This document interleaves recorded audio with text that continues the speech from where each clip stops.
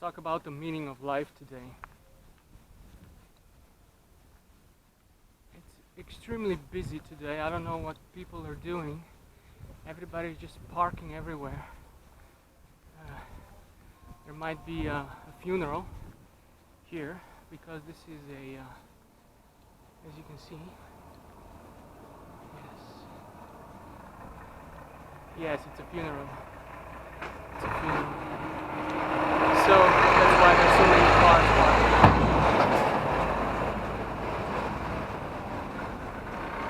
Very apt, isn't it? I go for a daily walk and I decide trucks everywhere, and I decide to talk about the meaning of life. And as you can see, they give me funeral. They give me a funeral. You know, the universe, in its wisdom, gives me a funeral backdrop when I decide to talk about the meaning of life. Well, it's not the first time something like this happened. You know.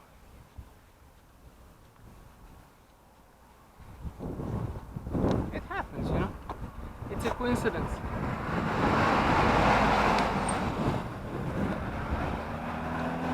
If I decided to do it a few hours earlier, I wouldn't have this. So I wouldn't even know there was a funeral, or there would be a funeral today. And I wouldn't be talking about, ooh, look at this strange coincidence. So anyway, what's the meaning of life? Well,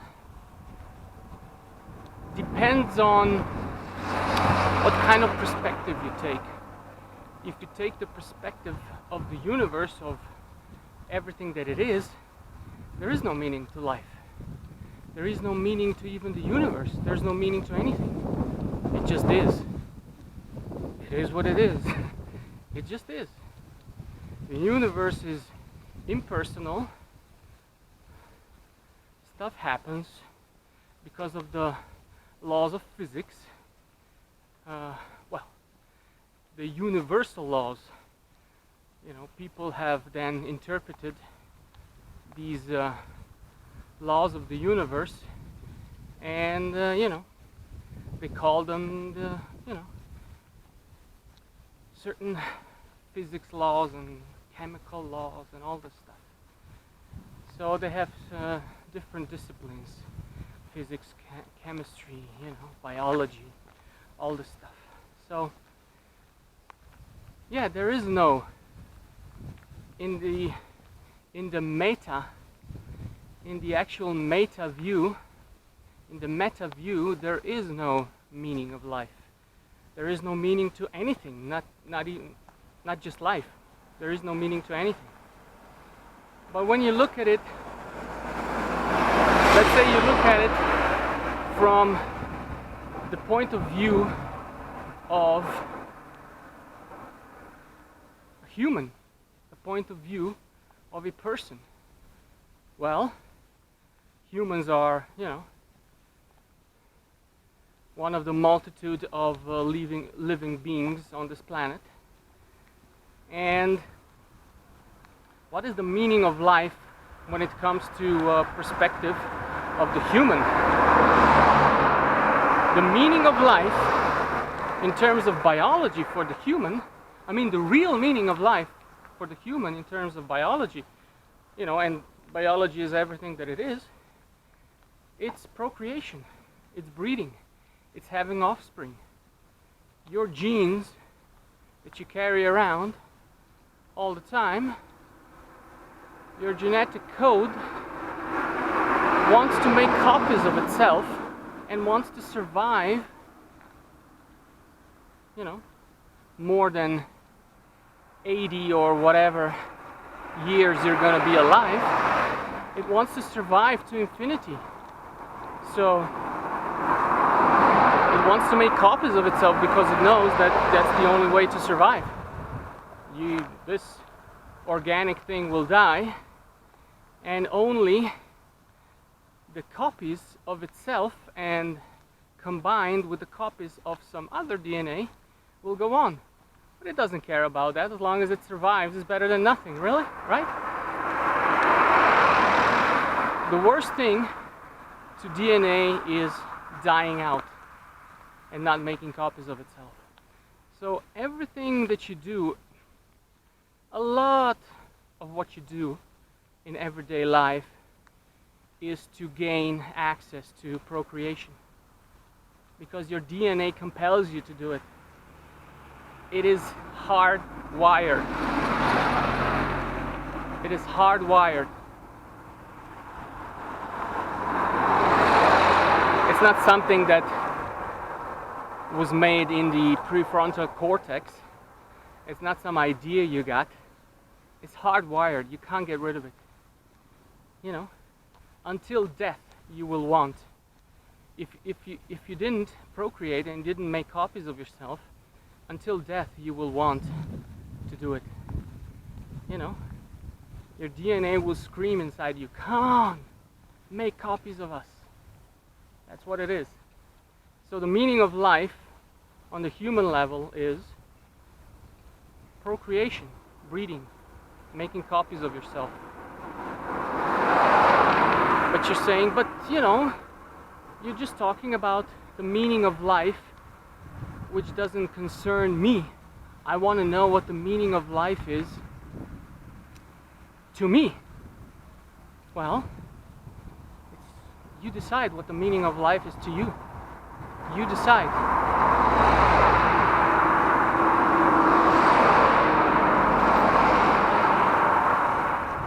That's it. You make your own meaning of life for yourself.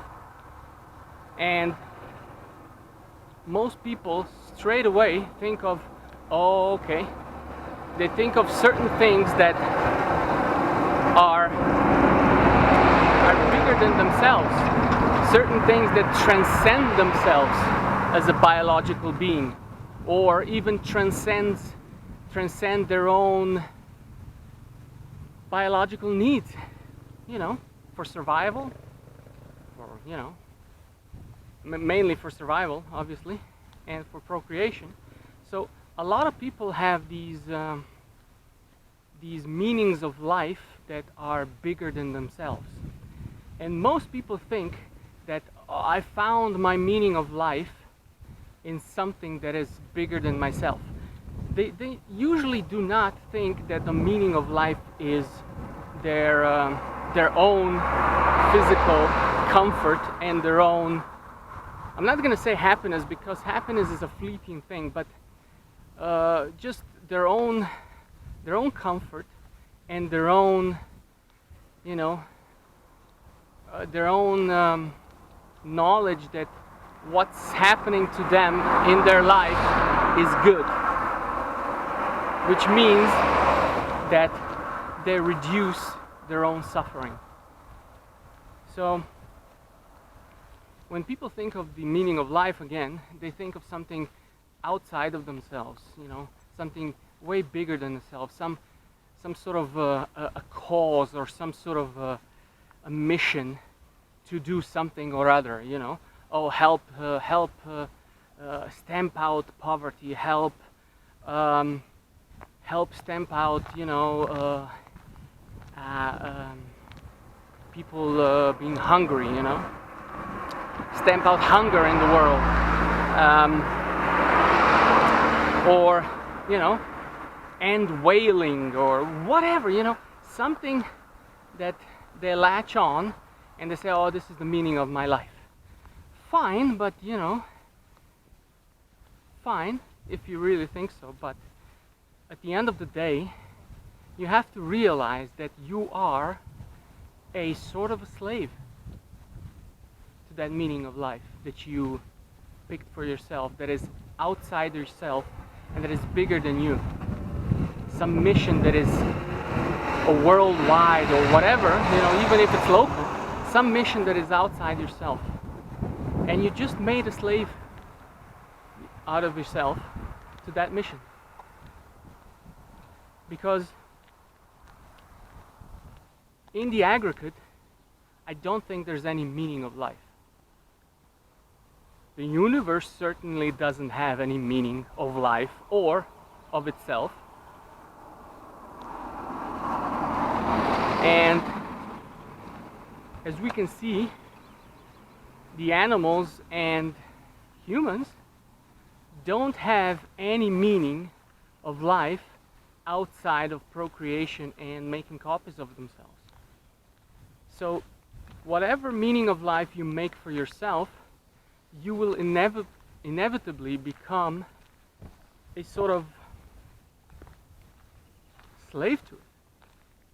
Because you will forgo your personal comfort, your best interest even. You will forgo your best interest and your personal comfort, and in order to achieve a mission that you think that you decided is the meaning of your life, which is fine.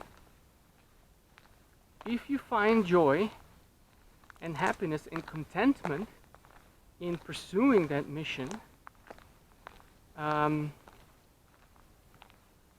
you don't mind foregoing all the things that you will miss and all the things that makes life pleasurable on a physical level, or even on a mental level, because pursuing a mission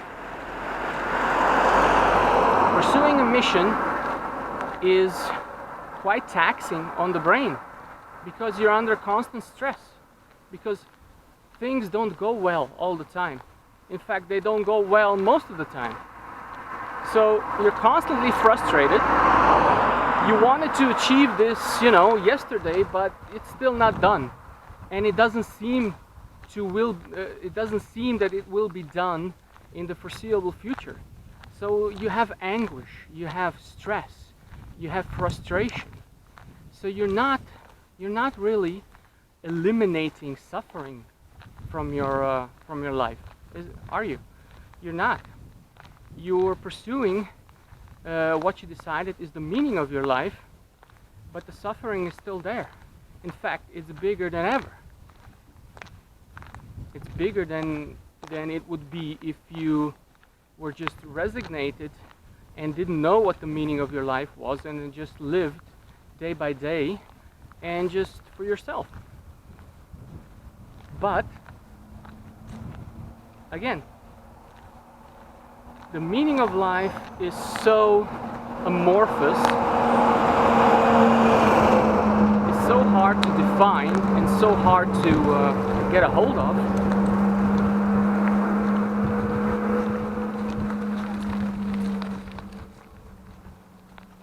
Because it's man-made. We made it up. There is no meaning to life. There is no meaning to anything outside of procreation and making copies of yourself. There is no. There is no meaning to life. There is no meaning to the universe. There is no meaning to anything. And so we can keep on living. We make our own meanings of life. And then we pursue what we decided is our meaning of life as if it was the real meaning of life. But it's not. It's just your meaning of life. And it doesn't even mean that chasing your meaning of life will bring you much happiness. In fact, it could bring you a lot of pain. So that's why you know the meaning of life is man-made. That's why you know, because you can't get a hold of it, and the results are usually completely and utterly unpredictable. You're not guaranteed happiness, if you're on the journey, if you're on the journey of the meaning of life that you decided for yourself. You're not guaranteed happiness. You're not guaranteed pretty much anything. You're not guaranteed comfort. In fact, you're probably guaranteed discomfort. So that's how you know it's the meaning of life is man-made, and it's very, very individual and very personal.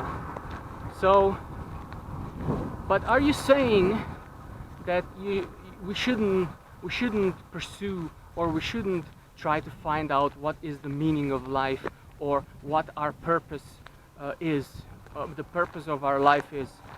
Well, first of all, there is no purpose to your life. The only purpose to your life is because your parents wanted to make copies of their genes. That's the only reason you're here. That's your purpose. To make copies of yourself so that the DNA goes on to the next generation. That's the only purpose you have here. There is no other purpose. But if you talk about a personal purpose, then yeah, after you've done that, after you've made copies of yourself, then what's left to do? Well, nothing really. Nature hasn't provided us with a meaning of life after we've procreated, after we've made copies of ourselves. There is no other thing. So,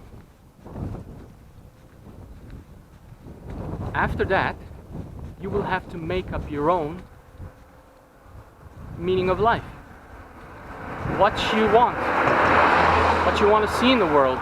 But just be forewarned. Pursuing this might not give you happiness at all. It might give you occasional happiness. So, it sounds pretty bleak, doesn't it? It's not that bleak. It's just the way it is. Nature hasn't really provided for a creature like us that thinks about things a lot. Nature, for all its history, was usually just creatures that popped up were usually just, survival machines.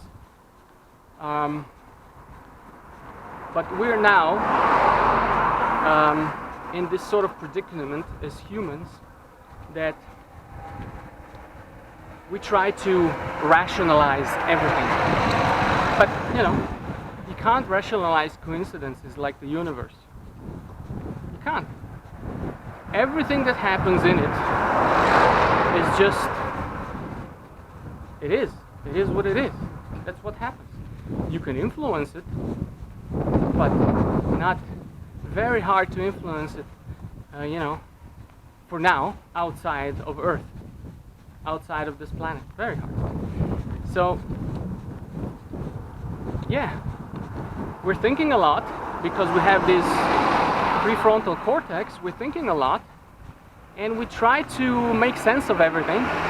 Why am I here? Why is this here? Why is the universe here? Why is the, And this was the basis for most of human religions and philosophies throughout the ages. Why we're here? Why do we have to do all this stuff? Why is the universe here? How does the universe look like? They used to think all sorts of things, that it's just Earth and nothing else, but then we saw that it was a lot bigger.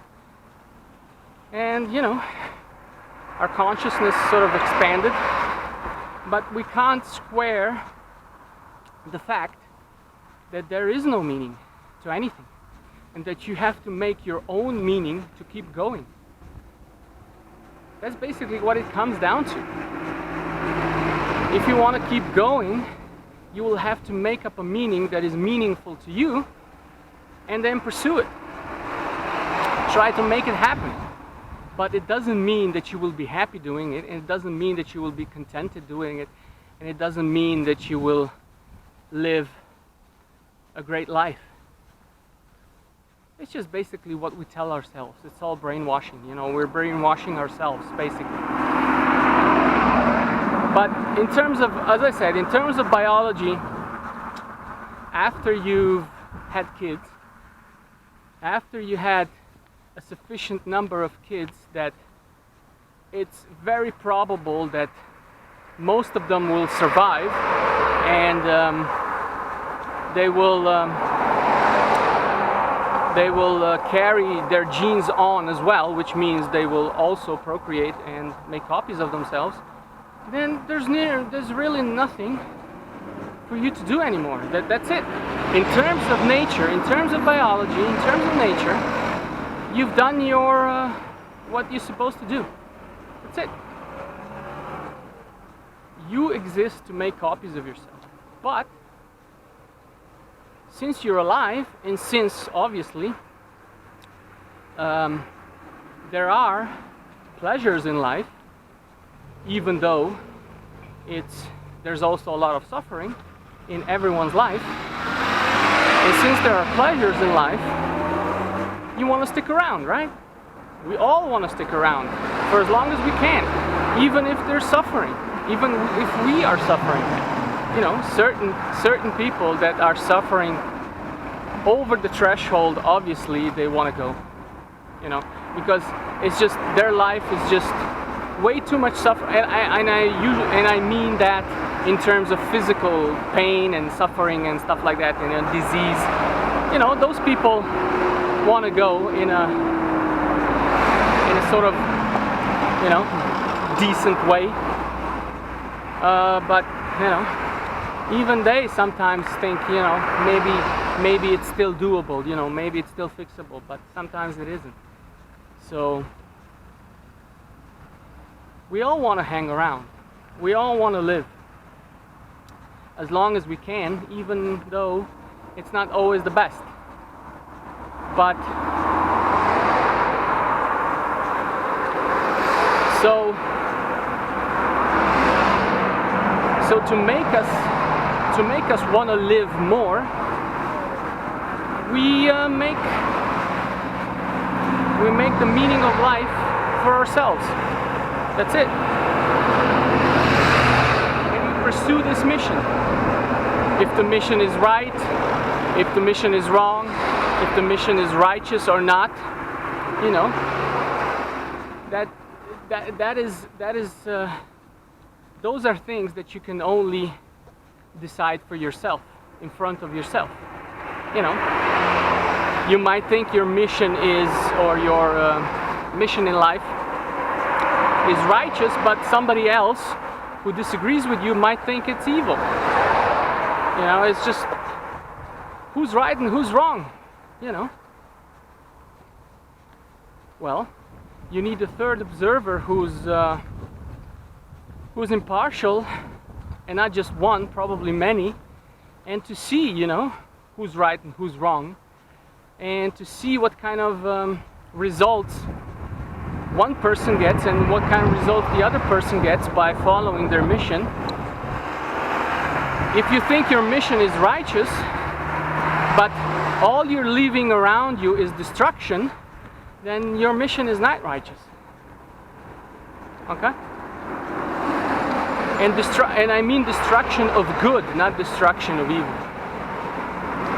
But if most people think that your mission in life is evil, but all you do is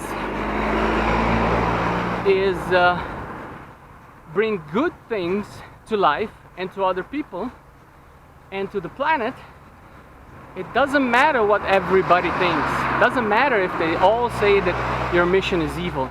Your mission is righteous, because you are increasing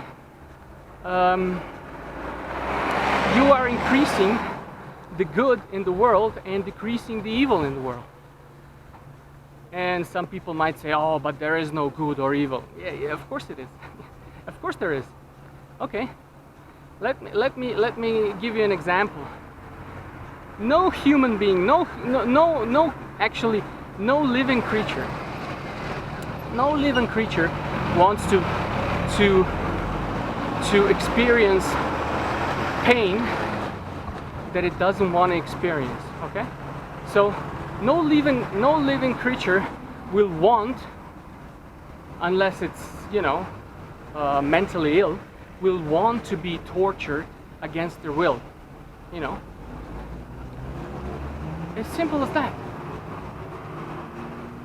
So if you are putting something on most people that harms them, you're doing evil. You're definitely doing evil. And if you're doing something that benefits and alleviates suffering in the world, then you're doing some good. So that's how it is. But most people just follow their ideologies, and they don't even care how it impacts, living beings and their fellow humans. They don't care. They just follow the ideology as a robot, and that's it. They don't care about anything. They don't care about humans. They care about the ideology. And then they call themselves good and righteous. But anyway, that's for another topic. So yeah, there is no meaning of life. The meaning is only what you make it for yourself. And even that doesn't mean that it will give you happiness or contentment in life by pursuing that meaning of life that you decided for yourself. So that's it. I think I've beaten this topic to death, I think, again. So that's it. See you next time. Cheers.